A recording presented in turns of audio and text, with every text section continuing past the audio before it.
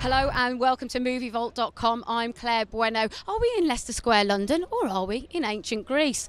Well, Liam Neeson, Sam Worthington and Gemma Arterton will be able to tell us more from their adventure story about family and destiny. Where are we? The world premiere of Clash of the Titans. Have you seen what's happening out there?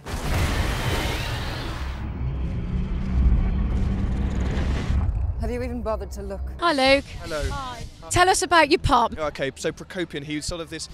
In Greek times, they had oracles or seers or mantises, they were called, which would interpret oracles or signs from the gods. So that's what Procopion is, and he takes it upon himself to kind of be Hades' foot soldier on the ground, really, I think, and rally up the city of Argos to sacrifice the princess and to save the whole city, which I think is a very humane act. And so that's what he does in it. Yeah. Had you seen the original film? No, I saw 8 minutes on YouTube and stopped it.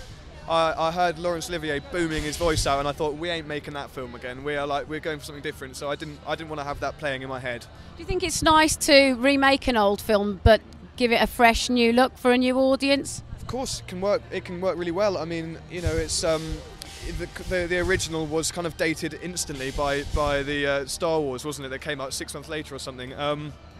It's bringing it to today, you know, and people love to see films. I mean, I know that from speaking to a lot of people who saw it when it first came out, it's a really important film from their childhood, you know, it was a really big deal, and so they were really excited to see it. They need to be reminded of the order of things.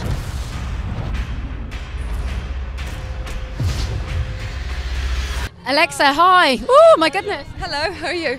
All right, how are you? Well, thank you. Tell us about your part in the film. Andromeda, she's Princess Andromeda, although on the inside she's everything else. She's not interested in being a princess. She's somebody who's fighting for the good of the people and following her own path. So she was very exciting to play.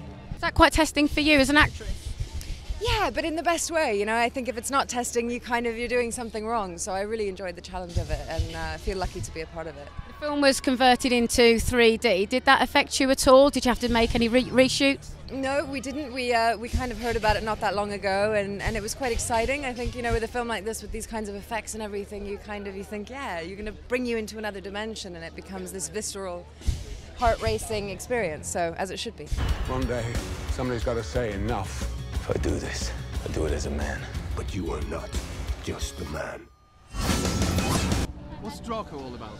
Well, it's about good legs, little skirts, and a nice hair. Yeah? Yep. How do you compare Greek mythology to Norse mythology, being Danish and all? I can, definitely. I mean, there's a lot of similarities. I mean, when we come to the gods, we have so many differences like the Greek have.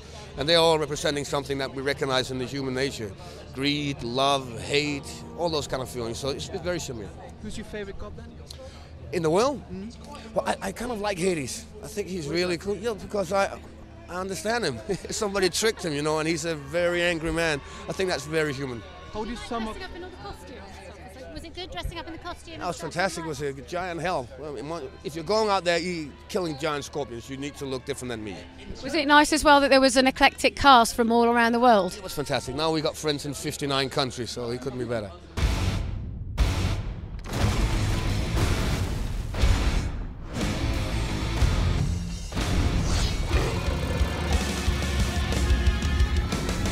Clash of the Titans is about a troublesome teenager who's boisterous and petulant. They kill his family. He goes on a Charles Bronson killing spree and learns to calm down and grow up and find another family. How's that? I think, is there a moral to the story, do you believe? The story is, look, I got a 9-year-old nephew, and the original he enjoyed all the God tools, and I thought, well, that's not a good message to say to any kid, that you can only succeed if you're a god. I think that's a terrible message, but if you can say the message that if you look deep inside yourself, the strength of a man or the strength of whoever you are can get anything done is much more powerful than any god. So that's the message I want to give Ridley. Yeah.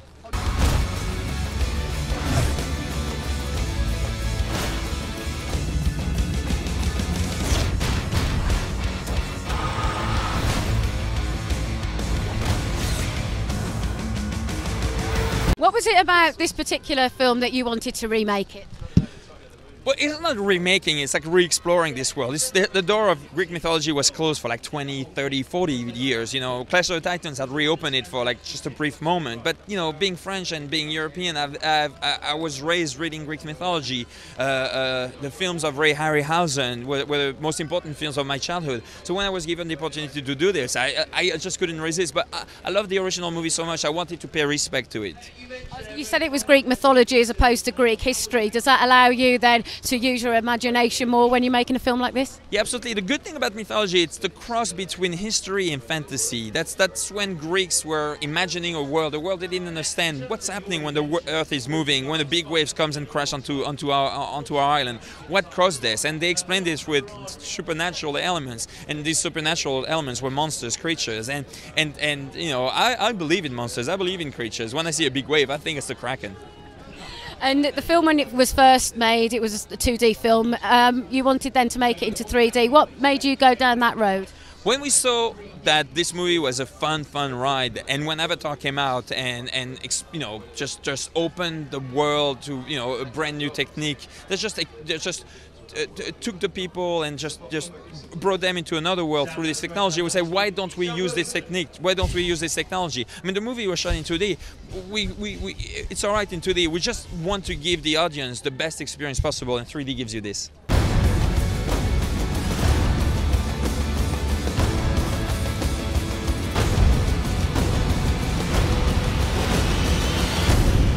Tamer, how are you doing, my love? I'm good, yeah, you? I'm very well, thank you. Yeah, you're all set for this evening's event? I am, yes, I'm very excited. I haven't seen it yet, but I'm... You haven't? No, I'm really looking forward to seeing it. Especially in 3D? In 3D, yeah. And apparently I play Ares God of War, and they are 20, 30 foot tall and sparkling characters. But you probably won't recognise me. I've got long hair and beards and... You're a bit of a love god as well. Well, I've got a bit of a love god in me, yeah. I'll hold my hands up to that. I know that. So you were flirting with my friend yesterday. Well, I flirt with everyone. There's a lot of love in this man for everyone. Release the Kraken. Well, what an evening it's been here on MovieVault.com. We got to speak to Sam Worthington, Louis Leterrier and Tamer Hassan from the world premiere of Clash of the Titans. It's been a wonderful evening, though a rainy evening here in London's Leicester Square. Good night, and we'll see you for the next one. I'm Claire, signing out for MovieVault.com.